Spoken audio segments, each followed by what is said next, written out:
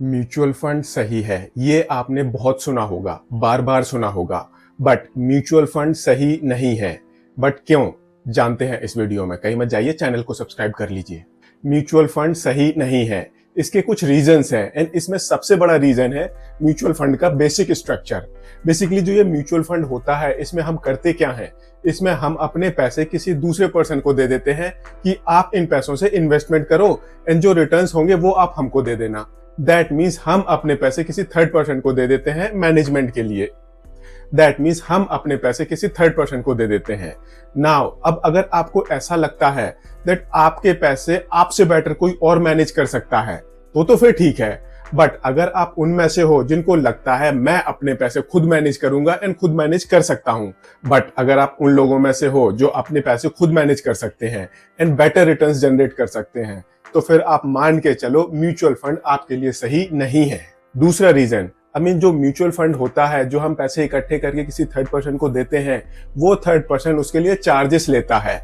अब वो पर्सन कितना बेटर वे में काम कर रहा है, बेटर वे में काम नहीं कर रहा है, इससे कोई फर्क नहीं पड़ता। वो पर्सन आपसे हर एक केस में चार्जेस लेगा ही लेगा। अगर उस पर्टिकुलर पर्सन ने आपके पैसों को अच्छी जगह इन्वेस्ट किया, पैसे ग्रो हुए, तो उसमें से भी वो अपने चार्जेस लेगा। बट अगर वो पर्सन आपके पैसे ठीक जगह इन्वेस्ट नहीं कर पाया एंड पैसे ग्रो नहीं हुए, इनफैक्ट पैसे कम हो गए, तब भी वो पर्सन आपसे चार्जेस लेगा ही लेगा। सो जो भी ये फंड है, ये जितना मर्जी ग्रो हो या फिर ना हो, चार्जेस आपको हर एक केस में देने ही पड़ेंगे। सो अगर आपको गेन होगा तो वो गेन स्लाइटली कम होगा बिकॉज उसमें से चार्जेस कम हो जाएंगे। बट अगर आपको लॉस होगा तो फिर वो लॉस थोड़ा सा ज्यादा ही होगा बिकॉज एक तो आपकी इन्वेस्टमेंट कम हो गई एंड दूसरा आपको उस पर चार्जेस भी देने पड़ गए। यहाँ पर परफॉर्मेंस लिंक प्रोफेशनल फी नहीं होती, चार्जेस यहाँ पर हर एक केस में आपको देने ही पड़ते हैं। अगला पॉइंट सी, जब भी हम किसी को पैसे देते हैं मैनेजमेंट के लिए, वो पर्टिकुलर पर्सन क्या करता है, वो रिस्क को मिनिमाइज करने के लिए in the name of diversification बहुत सारे स्टॉक्स परचेज कर लेता है, बहुत सारे डिफरेंट जगह वो इन्वेस्टमेंट कर देता है। इससे क्या होता है, इससे जो आपके रिटर्न्स होते हैं वो बहुत ज्यादा डाइल्यूट हो जाते हैं। अगर आपने 10 स्टॉक की जगह 100 स्टॉक्स ले लिए तो फिर आप बेटर वे में रिटर्न्स जनरेट नहीं कर पाओगे। ऐसे ही आपने काफी डिफरेंट जगह अगर इन्वेस्टमेंट कर दी, तो जहां से आपको बेस्ट रिटर्न्स मिल रहे हैं, उस पर्टिकुलर जगह पर आपकी कम इन्वेस्टमेंट एलोकेट होगी एंड कम रिटर्न्स मिलेंगे। एंड इससे क्या होगा, इससे जो आपके ओवरऑल रिटर्न है वो थोड़े से कम रह जाएंगे। यही रीजन होता है दैट म्यूचुअल फंड के केसेस में, ज्यादातर केसेस में जो ये रिटर्न्स होते हैं ये डाइल्यूट हो जाते हैं because of diversification and sometime in case of excessive diversification. And यहाँ पर आपको कन्विंस कैसे किया जाता है दैट हमने बहुत सारी जगह इन्वेस्टमेंट करी हुई है, ताकि एक जगह इन्वेस्टमेंट कम भी होती है, डाउनफॉल आता है, तो दूसरी जगह आपके पैसे सेव हो जाएंगे। यहीं पर ज्यादा इंपॉर्टेंस दी जाती है एंड आपको कन्विंस किया जाता है दैट आपके पैसे डूबेंगे नहीं। पैसे डूबेंगे नहीं, दैट इज ओके, बट पैसे उतने ज्यादा बेटर वे में ग्रो भी तो नहीं होंगे ना बिकॉज ऑफ दिस स्ट्रेटेजी। ये भी अपने आप में एक बहुत बड़ा रीजन होता है। अगर आप इस पर्टिकुलर चीज को समझते हैं, आप इन्वेस्टमेंट करना जानते हैं, तो फिर आपके लिए म्यूचुअल फंड अच्छा नहीं है। अगला रीजन है हिडन चार्जेस। बेसिकली जो ये म्यूचुअल फंड का फ्रेमवर्क है, यहाँ पर बहुत सारी पार्टियां इन्वॉल्व होती है एंड हर एक पार्टी अपना कुछ ना कुछ चार्ज इम्पोज करती ही करती है। मैनेजमेंट फी, एंट्री फी, एग्जिट फी, फंड परफॉर्मेंस फी, ऐसे दुनिया भर के चार्जेस होते हैं। तो आप जितने मर्जी डॉक्यूमेंट्स पढ़ लो, there are high chances that आप कुछ एक चार्जेस को मिस कर ही जाओगे एंड आपको सरप्राइज होगा जब आप अपनी स्टेटमेंट देखोगे दैट यार ये चार्जेस भी लग रहे हैं। तो ये काफी बड़ा डिमोरलाइजिंग फैक्टर हो जाता है उन लोगों के लिए जिनको पता है दैट हमको अपने पैसे किस तरह से मैनेज करने हैं। ऐसे ही जब भी आपने ये सुना होगा दैट म्यूचुअल फंड सही है, बाद में एक स्टेटमेंट बड़े जल्दी बोल जाते हैं that mutual fund are subject to market risk, read the offer document carefully before investing. That means वो आपको पहले बता देते हैं दैट जो ये म्यूचुअल फंड है, यहाँ पर रिस्क इन्वॉल्व है, मार्केट रिस्क इन्वॉल्व है एंड इस वजह से जो भी लॉस होगा वो आपका लॉस होगा, हमें उससे कोई लेना देना नहीं है। आप डॉक्यूमेंट्स पहले ठीक से पढ़ लो, बाद में शोर मत मचाना दैट आपकी वजह से मुझे लॉस हो गया।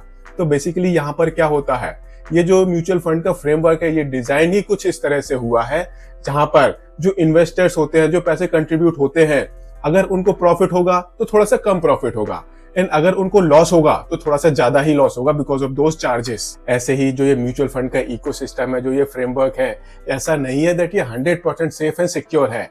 यहाँ पर भी फ्रॉड्स हो सकते हैं। जो फंड मैनेजर होता है, देयर आर मैनी केसेस जहां पर फंड मैनेजर ने अपने पर्सनल गेन के लिए जो फंड की इन्वेस्टमेंट है वो स्पेसिफिक सिक्योरिटीज में करी, ऐसे ही उसने स्पेसिफिक सिक्योरिटीज में वेटेज से कहीं ज्यादा इन्वेस्टमेंट करी, फ्रंट रनिंग करी। फ्रंट रनिंग होता है बेसिकली जो भी ये म्यूचुअल फंड्स होते हैं ये बड़ी क्वांटिटी में शेयर्स परचेस करते हैं, एंड अगर किसी कंपनी के शेयर्स में कोई बड़ी क्वांटिटी में शेयर्स परचेस करता है तो मान के चलो उसका शेयर प्राइस ऊपर जाता ही जाता है।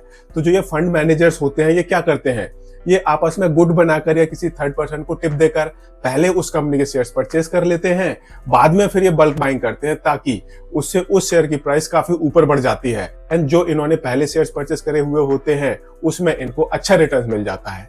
इस तरह की प्रैक्टिस मार्केट में काफी कॉमन है, इसको हम बोलते हैं फ्रंट रनिंग। एंड इसके अलावा भी काफी सारी corrupt practices mutual fund industry में चलती हैं। ऐसे ही कई बार क्या होता है, जो फंड मैनेजर होता है just because of peer pressure वो ज्यादा रिस्क नहीं लेना चाहता, इसलिए वो क्या करता है, वो जो दूसरे फंड मैनेजर्स होते हैं उनको फॉलो करने लग जाता है। इससे क्या होता है, इससे वो जो पर्टिकुलर फंड मैनेजर होता है वो अपने हिसाब से उतने बेटर रिटर्न्स नहीं जनरेट कर पाता। एक किस्म से वो फंड मैनेजर भेड़ चाल में शामिल हो जाता है दैट बाकी सारे म्यूचुअल फंड्स इस पर्टिकुलर सिक्योरिटी में इन्वेस्ट कर रहे हैं, मैं भी इस पर्टिकुलर सिक्योरिटी में इन्वेस्ट कर देता हूं, बिकॉज कल को सपोज मैंने यहाँ पर इन्वेस्टमेंट नहीं करी एंड यहाँ अच्छे रिटर्न्स आ गए तो फिर तो मुझे गालियां ही पड़ेंगी ना। जो मेरी मैनेजमेंट है वो मुझको बोलेगी यार आप तो ठीक से मैनेज कर ही नहीं पा रहे हो। तो कई बार क्या होता है दैट जो ये फंड मैनेजर होता है ये काफी सेफ प्ले करने लग जाता है, एंड उसी हिसाब से फिर जो उसकी इन्वेस्टमेंट फिलॉसफी होती है वो चेंज हो जाती है, एंड ये अपने आप में काफी बड़ा कंसर्निंग फैक्टर माना जाता है इस पर्टिकुलर फील्ड में। सो ये कुछ रीजंस थे जिसकी वजह से म्यूचुअल फंड सही नहीं है। हाँ, देयर आर केसेस जहां पर म्यूचुअल फंड सही है, वो सारे केसेस हम आगे आने वाले वीडियोस में डिस्कस करेंगे। एंड हाँ, ऐसा नहीं है जो भी हमने ये फैक्टर्स डिस्कस किए सिर्फ यही फैक्टर्स हैं, इसके अलावा भी बहुत सारे फैक्टर्स हैं जिसकी वजह से म्यूचुअल फंड सही नहीं है। हाँ, म्यूचुअल फंड सही भी है, वो कुछ एक लोगों को सही है एंड काफी सारी सिचुएशंस में भी सही है, एंड वो सारी सिचुएशंस हम आगे आने वाले वीडियोस में डिस्कस करेंगे। अगर आपको ये वीडियो पसंद आया हो इसको लाइक शेयर जरूर करें एंड चैनल को सब्सक्राइब करें। Thank you.